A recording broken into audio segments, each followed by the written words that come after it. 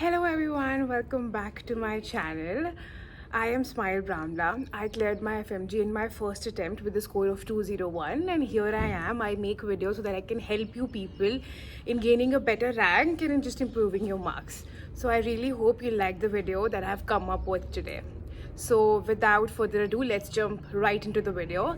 So this video is specially dedicated to those who are scoring in terms of like 130s and 140s in their GT, or even if you have scored in the range of 130s to 140s in your last attempt. I think this video will really be helpful for you all.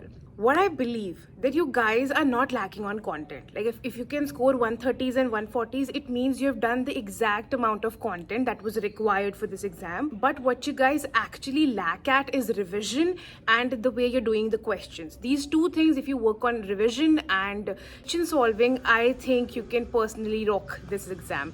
So I'll help you step by step that how did I, plan my revisions and how did I revise, because I just got to know that a lot of people are just passively revising, but what really helps is active recall, and I'll tell you how to actually do it.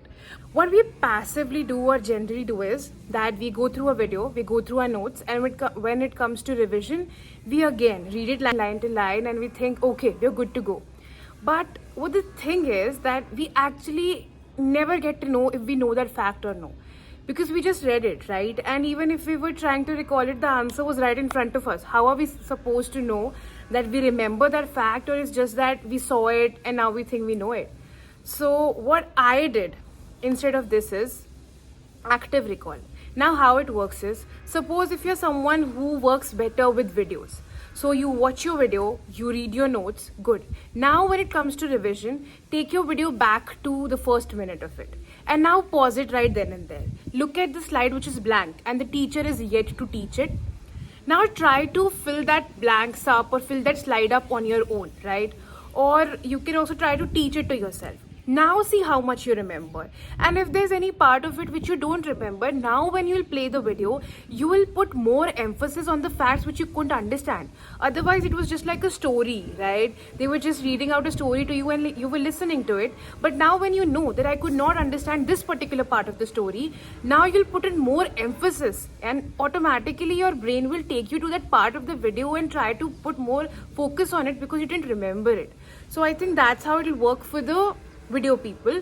At least I was a video learner, so that's how I did it. If you're someone who's into notes, so what I used to do is that I used to bold my pen and then I used to just hide the answer. So suppose if for an example, if they say that okay, there is atresia, foramen of Laschka and Magendie and it leads to the dilation of which ventricle, so I would just darken the part wherein it was written that fourth ventricle. I would just hide it, and then when I was revising it, I would like actively put in force to remember that fact. So now I perfectly know if I remember that fact or no. So that's the method of revision, not just sitting and passively reading through it. Anything which is right in front of your brain, you just know it. And because I've seen a lot of my friends, they did like 5 revisions, 6 revisions, but still they didn't remember facts because they were just passively reading it. But if you imply this method, of course it is more energy consuming. It's not that easy as just sitting. So of course again you're gonna face a lot of resistance, but this will actually help you. If with this method you only did say revisions, you only did 3 revisions for that matter, and with that passive revision you did 5 revisions, it will yield equal result because you're actively trying to remember the fact and trying to teach it to yourself. So now you remember it way better. So yeah, if you are not doing this already, try to implement it. It will definitely give you results. Step number 2, Q banks, solving questions. That's the most important tool, I would say. I personally used to feel that if I've done questions of say one topic and didn't read the notes compared to the other topic whose notes I have read and not done the questions of, I feel the topic whose questions I've attempted is way more prepared than the topic whose notes I have read and not prepared the questions of. So that's the importance of solving questions. I would highly suggest that if you're scared of it till yet, please don't be. Just go do that Q bank. It'll help you a lot in the long run. So please do solve your questions. I will tell you the strategy which I followed for solving my questions. I discussed it in my last video as well, and here also I feel people who are scoring in their 130s and 140s, the only thing you're lacking is practice. Otherwise your content is sufficient, you've done enough. That's why you're able to score between 130s and 140s. And if you just ace this one tool of solving questions, you'll easily be able to crack this exam. So let's go about it, my strategy of solving questions. So first of all, opening the app, going to the QBank section. First I used to make the custom module, okay? So go for the custom module part, choose the whole subject, right?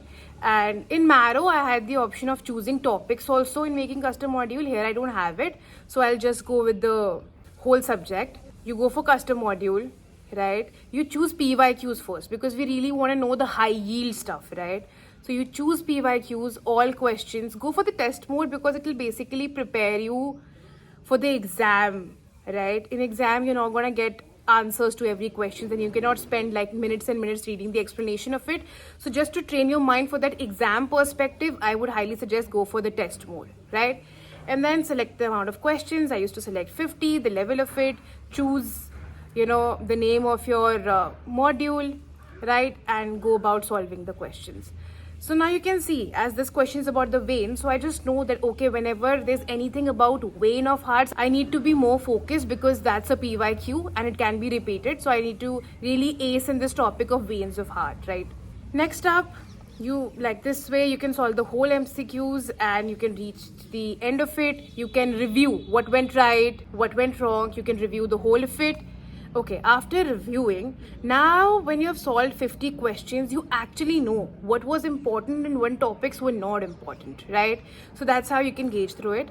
After doing this 50 questions custom module, I used to go back to the QBank section and now I would select a topic and herein, like suppose upper limb for that matter. And in upper limb, I know hand is way more important. So I would go select that question. So how do I review a particular QBank for that matter?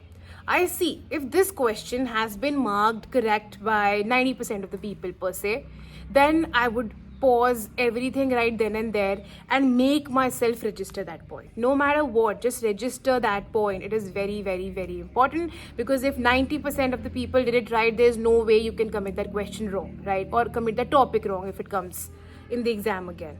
Right now, talking about those questions which only say 30 to 60% of the people committed right. Now for this question, if it is fact based, I would note it down, and if it is a concept, I would try to teach that to myself, right? Because you know, some people did it right, some people don't, so I don't actually know, but I would not also neglect it completely. I would note it down, so whenever I repeat my notes, I get to read that point once, but I won't like emphasize a lot on it. Talking about the question which only 30% or less than that people did it wrong, I would just read it. I would not even, you know, put an effort to note it down in my notes. If it ever came somewhere else, then maybe I'll try to register it again. But for here, now I would just let it go. So that's how I approached my custom modules, which gave me an idea of which QBank is important. And then I went to QBank, I see how many people committed it right. And according to that, I decided which questions deserves to be in my notes and which not. So yeah, that's the way you can follow it too. I really hope this video helped. These 2 pointers, I really hope you get to implement them in your journey and then we get it right. Thank you so much for watching the video.